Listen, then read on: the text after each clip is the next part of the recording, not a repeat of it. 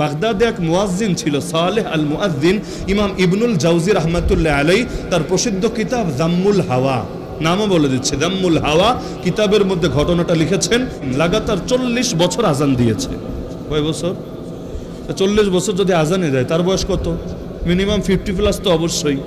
আজান তো আর নাবালেগ তো আর আজান দেওয়া শুরু করে না। বালেগ যদি হয়, যদি 12-13 বছরেও হয়, তারপরও তার বয়স 50+ তো বটেই। তো ওই জামানে আজান দিত কিভাবে? মাইক তো আর ছিল না।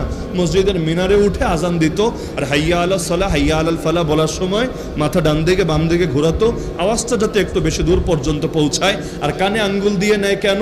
যাতে আওয়াজটা একটু লাউড হয়। আমাদের তো মাইকে বলি, যা বলি কানে আঙ্গুল দেই না দেই অটো লাউড হবে, কিন্তু কানে আপনি চাপ দিয়া তারপর কথা বলেন, তাহলে আওয়াজ কিন্তু অটো বেড়ে যাবে। কারণ আপনার মনে হবে আমি তো শুনতে পাচ্ছি না, তো যেহেতু নিজে শুনতে পাচ্ছি না মনে হচ্ছে, আওয়াজ অটোই বেড়ে যায়। অনেকে আছে কানে যখন এয়ারবাডস লাগায় দেখবেন স্বাভাবিকের চাইতে একটু জোরে কথা বলে। কেন?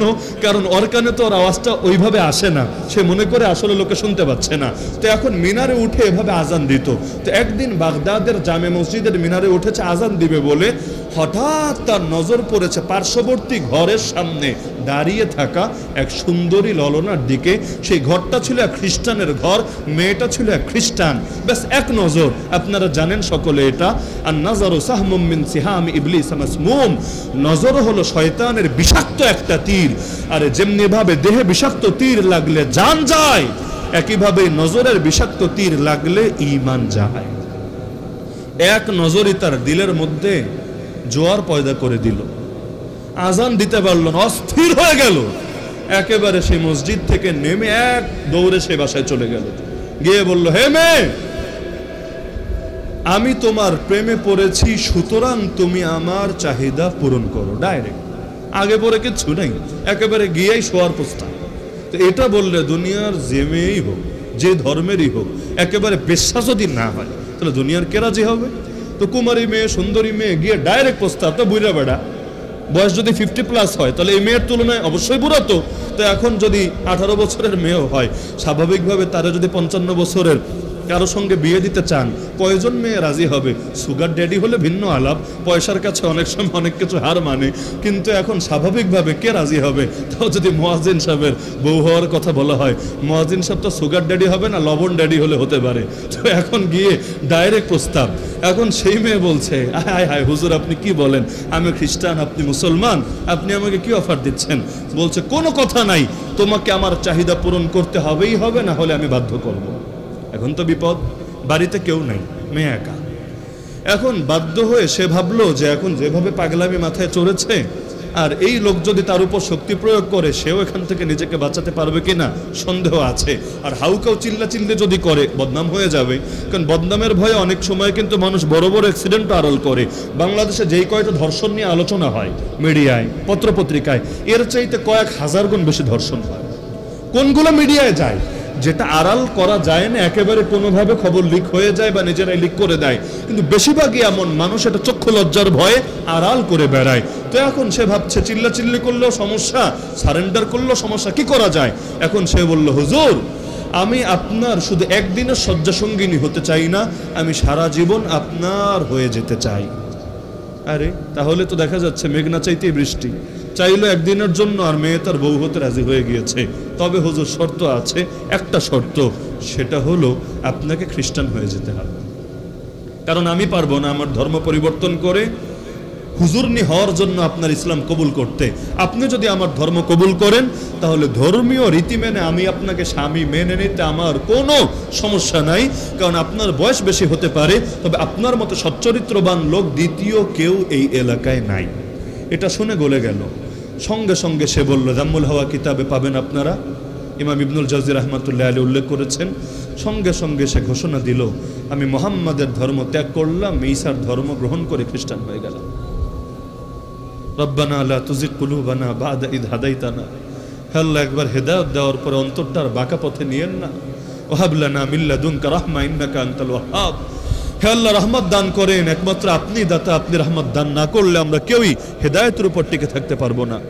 দ্বিতীয় অপশন দিল, হুজুর, এমন তো হতে পারে আপনি আসলে খ্রিস্টান হন নাই, আমাকে পাওয়ার জন্য আপনি অভিনয় করছেন। আজকাল যে লাভ জিহাদের নামে যা শুরু হয়েছে, নাউযুবিল্লাহ, এই হিন্দুত্ববাদীরা যা আগ্রাসন নিয়ে নেমেছে, যে নিজেকে মুসলমান বলে দাবি করে মুসলমান মেয়েদেরকে নষ্ট করার জন্য অবশেষে যখন স্বার্থ পূরণ হয়ে যায় এরপর অনেক ক্ষেত্রে ধরে পাচার করে দেয়। গত সপ্তাহখানেক আগে পত্রিকায় এসেছে বাংলাদেশের 68,000, একজন দুজন না, 68,000 মেয়ে ভারতের বিভিন্ন পতিতালয়ে পাচার হয়ে গিয়েছে। তো মুসলমান মেয়েরা পাচার হয় কিভাবে? মুসলমান যুবকরা বিয়ে করে করে পাচার করে দেয়, নাউযুবিল্লাহ। প্রশ্নই তো আসে না। তো কি জঘন্য এক হালতের মধ্যে আমরা উপনীত হয়েছি।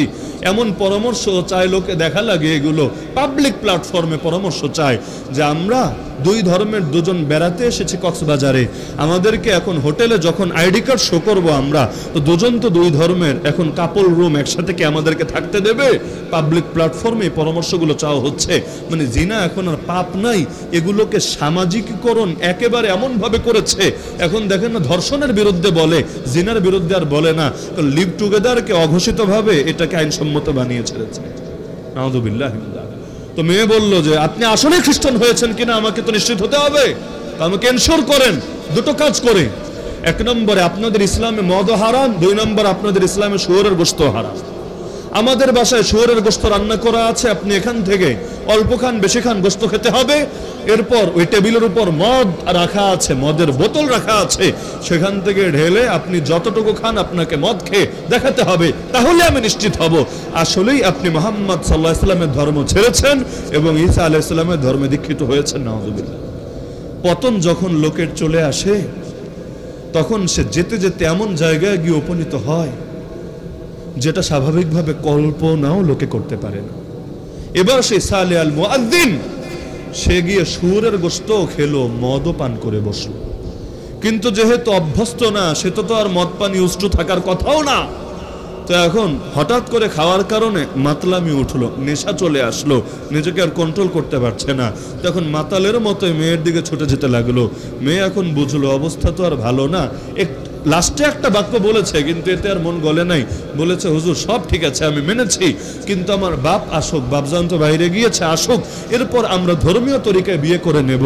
কিন্তু এখন তো আরো মদ খেয়েছে, এই বয়ানে আর তার কাজ হচ্ছে না। সে বলছে, রাখ তোর বাপরে, এখনই আমি আমার চাহিদা পূরণ করবো, এক সেকেন্ড ওয়েট করবো না। তো মেয়ে যখন দেখলো অবস্থা ভালো না, দৌড় দিয়ে এক রুমের ভেতর ঢুকে দরজা লাগিয়ে দিল। এখন মুয়াজ্জিন এসে ঠাস ঠাস করে দরজা বাইরেছে, মনে হচ্ছে দরজা তো এখন ভেঙেই যাবে।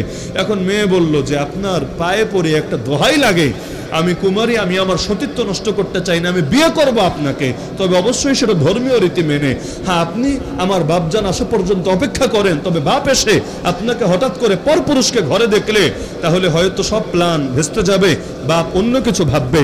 এজন্য আপনি একটু বাড়ির ছাদে গিয়ে কিছুক্ষণ ওয়েট করেন, বাপজান আসুক, আমি তাকে বুঝিয়ে সব বলবো, এরপর আনুষ্ঠানিকভাবে আমাদের বিয়ে হবে। এ কথা শুনে ছাদ বেয়ে উঠে গেল। ওই সময় তো আর আমাদের মতো আধুনিক যুগ না, এরকম এত সুন্দর সাজানো গোছানো সিঁড়িও না। বেয়ে উঠলো উপরে, ছাদও তো আর এখনের মতো পিচ ঢালাই সমতল না। তো এখন বেয়ে যখন উঠলো, একদিকে তো মাতাল, মাথাও কাজ করছে না, একটু পর মাথা ঘুরিয়ে ছাদের উপর থেকে নিচে পড়ে গেল, জায়গায় স্পট ডেড হয়ে গেল। একটু পর বাপ এসে হাজির। মেয়ে তো জানে না, মেয়ে তো দরজা বন্ধ করে আছে, তার তো ভয়ও কাজ করছে ভেতরে। বাপ দেখে, আরে মুয়াজ্জিন সাহেবের লাশ এখানে, টেনশনে পড়ে গেছে। এলাকার লোক এসে এখন সাম্প্রদায়িক দাঙ্গা বাঁধিয়ে দিলেই বা কি অবস্থা হবে, কারণ এক ধর্মের লোকের লাশ, তাও ধর্মের একজন গুরুত্বপূর্ণ ব্যক্তি, তার লাশ যদি আরেক ঘরে পড়ে থাকে, দুনিয়ার কে এটাকে স্বাভাবিক নজরে দেখবে? দৌড়ে গেল ঘরে, মেয়েকে জিজ্ঞাসা করলো, মেয়ে সব শোনালো। সব শুনে বাপ মনে খুশি হলো, যাক একটা কাজের কাজ করেছে। এবার এলাকাবাসী এসে, নামাজের টাইম হয়ে গেছে, হুজুরও পায় না, আরে কাহিনী কি? আবার পাশের বাসায় শুনতে পাচ্ছে যে ডাকাডাকি হচ্ছে যে একজনের লাশ পাওয়া গিয়েছে। সবাই গিয়ে অবাক, আরে সালে মুয়াজ্জিনের লাশ এখানে কিভাবে? সব ভেঙে চুরে যখন বলল, মানুষও ঘৃণায় থুথু মারতে মারতে, আরে অবশেষে কেউ তারে কবরও দিল না, জানাজাও না, দাফন কাফন কিচ্ছু না। এক পর্যায়ে সেই খ্রিস্টান বাবাই ছালার চটের মধ্যে পেঁচিয়ে এক দূরে ডাস্টবিনে নিয়ে ফেলে দিয়ে আসে। ভাবতে পারেন, একটা মাত্র নজর, জামানার শ্রেষ্ঠ একজন ব্যক্তি মুয়াজ্জিন, যার জীবনে তাকবীরুল্লাহ ছোটে নাই।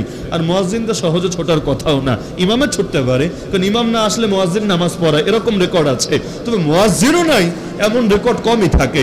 তো এখন দেখা যাচ্ছে আল্লাহর বান্দা 40 বছর আজান দিয়েছে, যেখানে কিছুদিন আজান দিলেই কিয়ামতের দিন আল্লাহ এমন সৌভাগ্য দিবেন, গলাটা পর্যন্ত উঁচু থাকবে, সব মানুষ দেখে গর্ব করবে, আরে অমুক তো মুয়াজ্জিন ছিল, আল্লাহ তাআলার দিকে সবাইকে দাওয়াত দিত, হাইয়া আলাস সালাহ হাইয়া আলাল ফালাহ বলে। সেখানে মুয়াজ্জিনের পরিণতি এমন হলো, ঈমান নিয়েও যেতে পারলো না, ইজ্জতটা পর্যন্ত পেল না। আরে কতকাল আগের কথাই, 700-800 বছর পর আমরা পর্যন্ত তার নামটা নিচ্ছি অবজ্ঞার সাথে।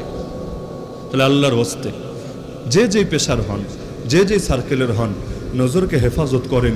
শয়তান শুধু আপনাকে দিয়ে গুনাহ করাবে না, শয়তান আপনাকে লাঞ্ছিত করবে, মাথায় রাখেন। শয়তান শুধু গুনাহ করিয়ে শেষ না, শয়তান লাঞ্ছিত করবে, আল্লাহ থেকে সর্বোচ্চ ভাবে আপনাকে দূরে সরাবে, নিরাশ আর হতাশ বানাবে, এক পর্যায়ে নাস্তিকে নিয়ে পরিণত করবে। এই যে ট্রান্সজেন্ডারবাদ নিয়ে বাংলাদেশে আন্দোলন হচ্ছে না, একদিকে পত্রিকা খুললে দেখবেন ট্রান্সজেন্ডারবাদের পক্ষে আর পক্ষে আর পক্ষে কথা, আর একদিকে গত 4-5 দিন আগে এটাও এসেছে, ট্রান্সজেন্ডার একটা সুইসাইড করেছে। কেন জানেন? এটাই ওদের শেষ পরিণতি। আকাম কুকাম করে দুনিয়ায় যাই পাক, শারীরিক মজা পেতে পারে, অন্তরে সুখ পাবে না। যত আকাম কুকাম করবে ডিপ্রেশন তত বাড়বে, ফলাফল সুইসাইডের হারও বাড়বে। এখন যুবক যুবতীদের মধ্যে সুইসাইড বাড়ছে, সংসারের ভাঙার হার বাড়ছে, অশান্তি বাড়ছে। এমনকি দেখা যাচ্ছে স্কুল কলেজের ছেলেমেয়েরা পর্যন্ত ব্যাপক হারে সুইসাইড করছে। গত 1 বছরের ইতিহাস পড়লে প্রায় 100খানেক সুইসাইড পাবেন এই স্কুল কলেজ ভার্সিটির ছেলে মেয়েদের মধ্যে, নাউযুবিল্লাহ। এজন্য নজরকে হেফাজত করতে হবেই হবে। নজরকে হেফাজত না করতে পারলে নারী ফিতনা থেকে জীবনেও বাঁচতে পারবেন না।